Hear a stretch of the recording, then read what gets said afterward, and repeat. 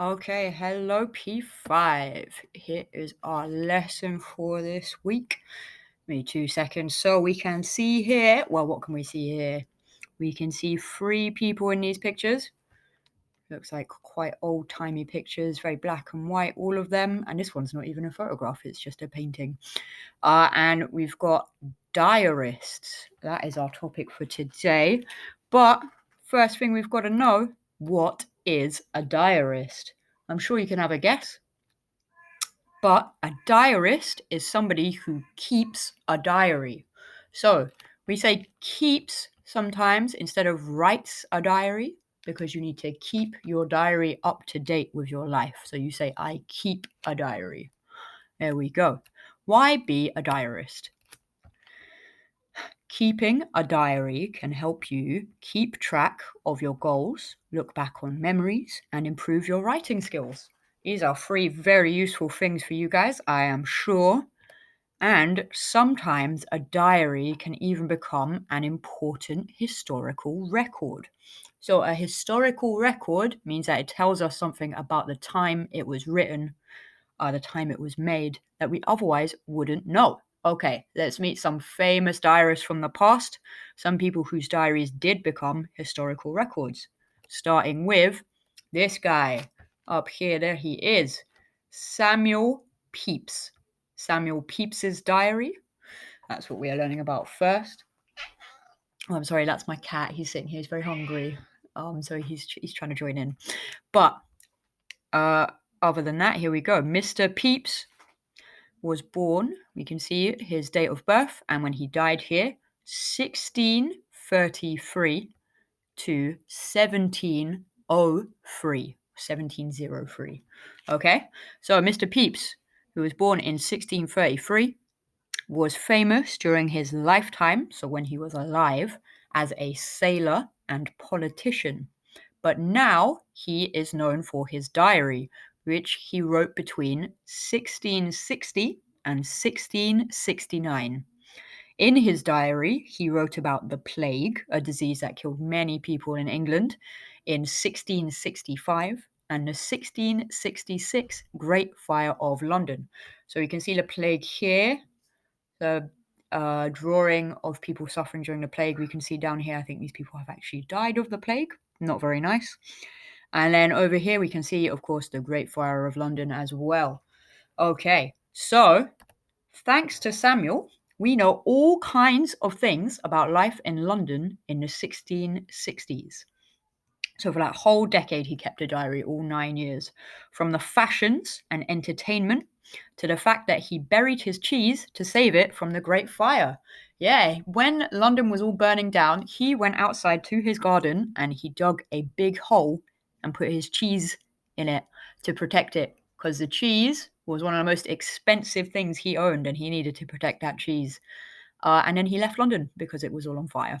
Okay, so we know all kinds of things about the 1660s that we otherwise wouldn't know because it is so long ago and not that many people were writing about simple things like what people were wearing, what clothes were cool, and entertainment. So what people were seeing in the theatre or reading in their books. Sometimes we just wouldn't know because they wouldn't have survived for a whole 400 years. Okay. Good work there, Samuel. Next person, we have got Mary Prince. So, Mary Prince's diary. Miss Prince was born a slave in the Caribbean in about 1788. We don't know the year she was born. We think it was 1788. After the family who owned her moved to Britain, she was able to tell her life story to a publisher who published it as the history of Mary Price in 1831. I'm sorry, we're going to have to ignore the word her here. That is incorrect. Okay, so what is a publisher? So we can see that the publisher published her story, but what does that actually mean? Ryan, please be quiet. This is not good for the children. Okay, who published her story as the history of Mary Price in 1831. So this is the publisher is obviously the person who makes the story into a book. That is what the publisher does. Okay, and her story, once it was published, so made into a book, Her story made more people in the UK think about the horrors of slavery and was influential, so it helped make slavery illegal in the UK in 1833. So that is just 3 years, that is just 2 years after it was published, actually. Thanks a lot, Mary Prince. So Mary Prince, her story changed people's opinion about slavery. Oh, I'm sorry, somebody just closed the door in my house. Okay, and our final historical record as a diary, that is Anne Frank's diary. Might have heard of this one, she is very famous. So, Anne was just a normal 13-year-old girl until the Nazi invasion of the Netherlands in 1942 forced her and her family into hiding. She kept a diary for the 2 years they hid until they were discovered. Anne was killed at the age of 15. Her father, the only member of her family to survive the war, published her diary. He published her diary, he made it into a book, and the book was called Diary of a Young Girl. Diary of a Young Girl is one of the best known books in the world. So lots of people know about this book, lots of people have read it. And this book, it helps us to understand the struggle of Jewish people in the Second World War. Yeah, so Anne is a very personal story of something that affected so many people. 6 million Jewish people were killed during the Second World War, and Anne Frank's story of just one girl going through this persecution really helped to kind of put into context, helps people to understand and see the human face of something that is so large and pretty scary. Okay, so now we've got our little quiz here. Quiz. Where was Mary Prince born? So Mary Prince, if we remember her story, the history of Mary Prince, helped get slavery abolished in the UK. So where was Mary Prince born? Was it A, the Caribbean, B, Canada, or C, Mongkok? Do we think she is from Kowloon? Maybe not. Let's see. Where could she be from? The Caribbean, Canada, or Mongkok? Whoa, look at this picture. This is a lovely beach. I don't think that looks very much like Mongkok. Does it look like Canada? I think Canada's a bit colder than that. This must be the Caribbean. Well done if you said A, the Caribbean. You remembered where Mary Prince was born. Okay, our next question.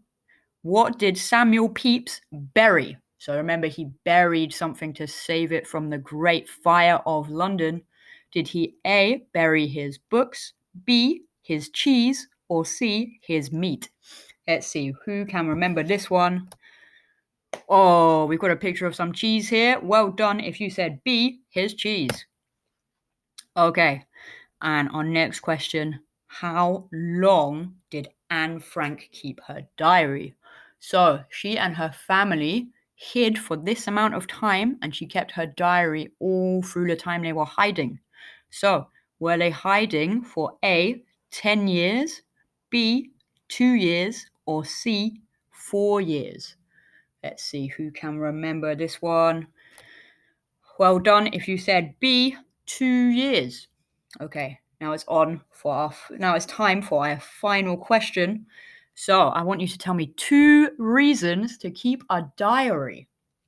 I actually told you guys 4 reasons we could keep a diary right at the start of the lesson, and I am intrigued to see if you can remember. Okay, I'm going to give you 5 more seconds to have a little think here. 2, 3, 4, 5. Okay, here we go. I want your 2 reasons. Was it to improve your writing? Did you think of that one? That's one of our reasons. To record your memories? Do you remember that one? To keep track of your goals and dreams? Do you remember that one? And our final one, for the historical record. So your diary that you write could end up being very important to people in the future. Could tell us things, and it could help change the future. For example, Mary Prince's diary helped change the future. It helped get slavery abolished. Anne Frank's diary tells us all about a really terrible time in history. And Samuel Pepys's diary tells us all about London 400 years ago that we otherwise would have no idea about.